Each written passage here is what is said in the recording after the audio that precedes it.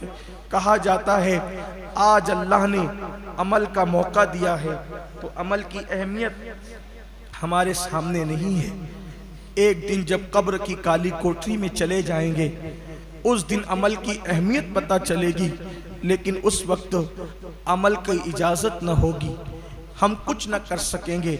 मौत के बाद अमल मुनक़ते हो जाते हैं। कहते हैं कि क़यामत आएगी, हम कहते हैं क़यामत जब आएगी तब आएगी, लेकिन जिसके जिस्म से रूह निकल गई उसकी क़यामत तो उसी वक्त आ गई, अब वो कुछ नहीं कर सकता।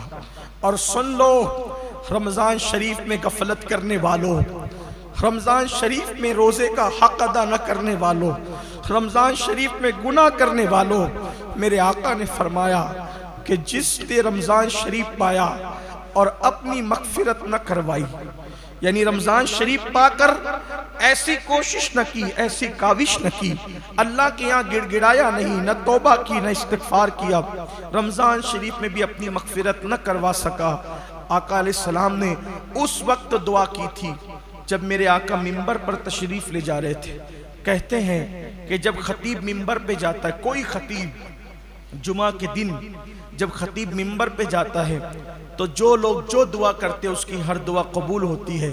एक दिन मेरे आका जुमा पढ़ाने के लिए जब मिंबर पे तशरीफ़ ले जाने लगे तो पहले जीने पे कदम रखा और फरमाया आमीन, फिर दूसरे जीने पे कदम रखा और फिर फरमाया आमीन, फिर तीसरे जीने पे कदम रखा और फिर फरमाया आमीन।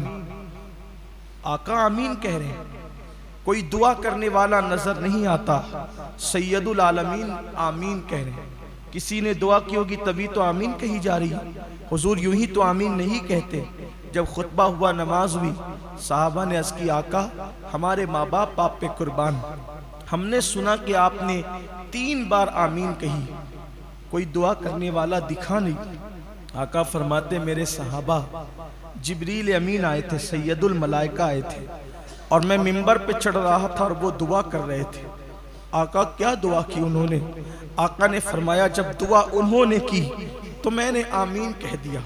यानी सैयदुल अय्याम है, जुमा का दिन है, सैयदुल अय्याम जुमा का दिन, सैयदुल मलाइका की दुआ और सैयदुल आलमीन की आमीन। क्या कोई बदबख्त ये कह सकता है? किसी में जुरत है कि वो वक्त की दुआ कबूल ना हुई होगी? मेरे और आप जैसा गुनहगार मिंबर पर खतीब के चढ़ते वक्त दुआ करे तो उसकी दुआ की कबूलियत की गारंटी दी गई। जब जिब्रील दुआ करे और हुजूर आमीन कहें तो कौन इनकार कर सकता है? कोई बेईमान ही होगा जो इनकार करेगा। अब वो 3 दुआ क्या थी वो सुन लें और फिर देखें कि हमारा अंजाम क्या है।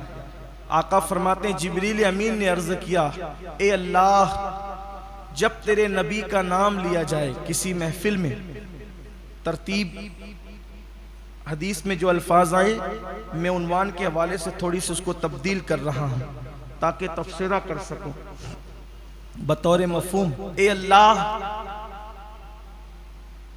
जब किसी महफिल में तेरे नबी का नाम लिया जाए और महफिल में मौजूद लोग तेरे हबीब पे दुरूद न पढ़े तो उनको तू अपनी रहमत से हमेशा के लिए दूर कर दे, तू उन्हें अपनी रहमत से महरूम कर दे, दूर कर दे। कौन दुआ कर रहा है? जिब्रील अलैहिस्सलाम। और हुजूर ने कहा आमीन। यानी जब महफिल में हुजूर अलैहिस्सलाम का नाम लिया जाए, किसी महफिल में कोई बात करते करते हुजूर का जिक्र करे, हुजूर कहे तो महफिल के लोग कहे सल्लल्लाहु अलैहि वसल्लम, कोई कहे रसूलुल्लाह ने फरमाया तो महफिल के लोग कहे सल्लल्लाहु अलैहि वसल्लम, कोई कहे आकाए करीम ने फरमाया तो महफिल के लोग कहे सल्लल्लाहु अलैहि वसल्लम। जब जब मेरे आका का नाम पाक आए, नाम नामी इसमें गिरामी, दोस्त से सुनो, दुश्मन से सुनो, अपनों से सुनो, बेगानों से सुनो, अपनी आदत बनाओ कि जैसे ही नाम पाक आए, नाम नामी इसमें गिरामी आए, मुस्तफ़ा जान रहमत सल्लल्लाहु अलैहि वसल्लम का हमारी ज़बान पर फौरन दुरूद जारी हो। घर के छोटे छोटे बच्चों की तरबियत करो कि जब भी हुजूर पाक का नाम सुनो तो सल्लल्लाहु अलैहि वसल्लम जरूर कहा करो। अगर नहीं कहा, आका का जिक्र सुन करके दुरूद नहीं पढ़ा, जिब्रील दुआ करते अल्लाह उसे अपनी रहमत से हमेशा के लिए दूर कर दे। फिर मेरे आका ने दूसरे जीने पे कदम रखा तो जिब्रील ने अर्ज की, मौला जो अपने माँ बाप में से दोनों को या किसी एक को बुढ़ापे की हालत में पाए, जो अपने माँ बाप में से दोनों को या किसी एक को बुढ़ापे की हालत में पाए और बुढ़ापे की हालत में पाकर भी वो दोनों की या किसी एक की खिदमत करके, अगर दोनों को पाए तो दोनों की, और अगर एक को पाए तो एक की, यानी अपने माँ बाप को बुढ़ापे में पाकर उनकी खिदमत करके अपने आप को जन्नती ना बना ले, उसको भी तू अपनी रहमत से दूर कर दे। यानी माँ बाप क्यों है?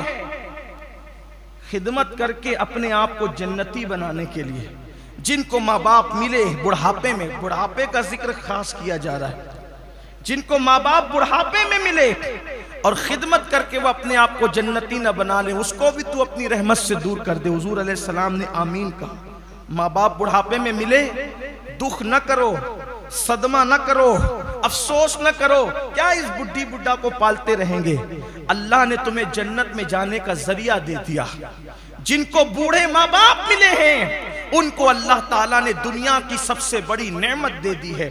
अब जन्नती बनना है, इनके कदमों में जन्नत है, इनकी खिदमत में जन्नत है, इनकी ताजीम करने में जन्नत है। ये नहीं कि आप तो सेठ साहब कहलाकर बड़ी बड़ी पौतियों में चंदे दे रहे हैं, बड़ी बड़ी मस्जिदों में मीनार और गुंबद तामीर कर रहे हैं, और माँ बाप जो है वो दवा को तरस रहे हैं, माँ बाप खिदमत को तरस रहे हैं, माँ बाप पैर दबाने को तरस रहे हैं, माँ बाप तो बात करने को तरस रहे हैं। ऐसी भी नाहंजार औलाद इस दुनिया में मौजूद हैं जिनके माँ बाप तरस जाते हैं कि मेरी औलाद आए तो बैठकर मुझसे बातचीत करे, गुफ्तगू करे। माँ बाप ढूंढते हैं औलाद को, माँ बाप तलाश करते हैं औलाद को, माँ बाप इंतजार करते हैं औलाद का। नहीं नहीं, मेरे आका ने फरमाया जिसने दोनों में से किसी एक को पाया या दोनों को पाया, खिदमत करके अपने आप को जन्नती न करवा ले। इसका मतलब माँ बाप की खिदमत से जन्नत मिलती। तभी तो आका ने फरमाया कि खिदमत करके करो खिदमत, उनकी मरने की दुआएं न करो, उनकी मरने की तमन्नाएं न करो। जिसको माँ बाप जितनी खस्ता हालत में मिले वो उतना किस्मत वाला है। जिसको माँ बाप जितनी खस्ता हालत में, यानी जितनी खस्ता हालत होगी उतनी खिदमत का मौका मिलेगा। अल्लाह न करे जितनी बीमारी की हालत में मिलेंगे उतनी खिदमत का मौका मिलेगा। एक सहाबी आए और कहने लगे, या रसूल अल्लाह सल्लल्लाहु अलैहि वसल्लम, मेरी माँ इतनी मजबूर हो चुकी है कि अब वो बिस्तर में पाखाना कर देती है, बिस्तर में पाखाना करती है, लेकिन मैं उसका पाखाना अपनी हाथ से धुलाता हूँ, अपनी माँ का पाखाना मैं अपने हाथ से धुलाता हूँ। आज ये खिदमत कोई कर सकता है? नहीं, कोई नहीं कर सकता। माँ बाप अगर बीमार पड़ जाएं, औलाद कहती है, हम लोगों के पास आके कहते लोग, मौलाना दुआ करो अल्लाह जल्दी उठा ले, तकलीफ देखी नहीं जाती। बेशर्मो, क्या हम भी बीमार पड़ते थे तो माँ बाप उलमा के पास जाके ये कहते थे कि अल्लाह इसको उठा ले? अरे वो तो ये कहते थे, मौलाना कुछ भी करो, मेरे बेटे को अल्लाह शिफा दे दे, उसको अल्लाह जिंदगी बख्श दे। माएँ तड़पती थी, रोती थी। क्या दौर आ गया, क्या जमाना आ गया, किसी का कोई हक पहचानने वाला नहीं रहा। कोई किसी का हक जानने, ना उलमा का हक है, ना कुरान का हक है, ना माह रमजान का हक है, ना माँ बाप का हक है, ना अइम्मा का हक है, ना अल्लाह उसके रसूल के हुकूक अदा किए जा रहे हैं। कुछ नहीं है, सिर्फ दुनिया दुनिया दुनिया ही में लोग डूब गए। ऐसा लगता है जैसे दुनिया से कभी जाना ही नहीं है। अरे अपनी दुनिया की गुफा को संवारने वालों, क्या फिरौन से ज्यादा तुम्हारे पास दौलत है? क्या नमरूद से ज्यादा तुम्हारे पास दौलत है? क्या शद्दाद से ज्यादा तुम्हारे पास दौलत है? क्या बुख्त नस्र से ज्यादा तुम्हारे पास दौलत है? इनसे ज्यादा दौलत तो नहीं है। वो इतनी बड़ी बड़ी हुकूमतों के बादशाह थे, लेकिन वो दुनिया में डूबे तो कैसी इबरतनाक उनको मौत आई। हम क्या दुनिया के गुलाम और दुनिया के बेदाम बंदे बन गए? दुनिया के सिवा कुछ सुझाई नहीं देता, दुनिया के सिवा कुछ सुझाई नहीं देता। हमने दुनिया को माज़अल्लाह माबूद बना लिया, दुनिया को खुदा बना लिया, ख्वाहिशात को खुदा बना लिया। कुछ सुझाई नहीं दे रहा है, सिर्फ खाना पीना सोना और अपनी ख्वाहिशात की तकमील। क्या हो गया? आंखें खोलो, उठते हुए जनाजों को देखो, आंखें खोलो, उठती हुई लाशों को देखो, बेगौरो कफन तड़पती हुई मैयतों को देखो, उन जनाजों को देखो जिनको कंधा देने वाला कोई नहीं है।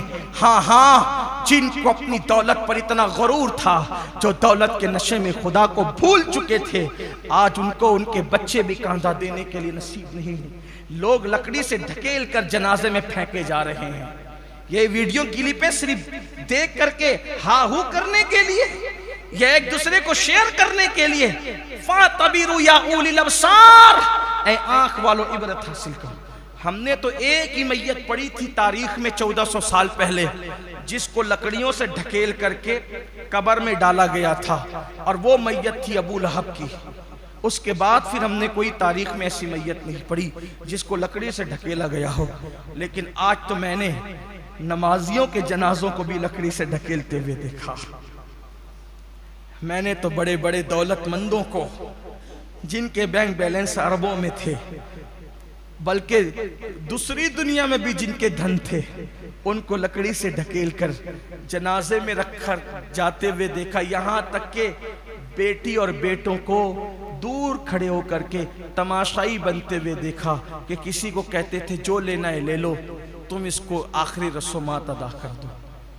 हमारे लिए इबरत है।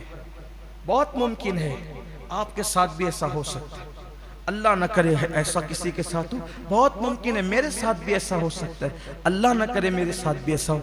लेकिन अल्लाह अल्लाह है, वो बेनियाज है। उसकी शान बेनियाजी से डरो, उसकी खुफिया तदबीर से डरो। हम दुनिया के बंदे नहीं हो गए, अपने आप को अल्लाह का बंदा कह के हम दुनिया के बंदे नहीं हो गए, दुनिया के बंदे हो गए ना। हमें तो सब दुनिया ही नजर आती। कल रात मैंने लोगों से कहा था, इतने सौदागर हुए, इतने सौदागर हुए, इतने सौदागर हुए कि अल्लाह के यहां भी सौदागरी की बात, इतने ताजिर हो गए कि अल्लाह के यहां भी ताजिरी की बात, इतने खुदगर्ज हो गए कि अल्लाह के यहां भी खुदगर्जी की बात। सच कहना, आप हो या मैं हूं, हाथ उठते हैं तो क्या मांगते हैं?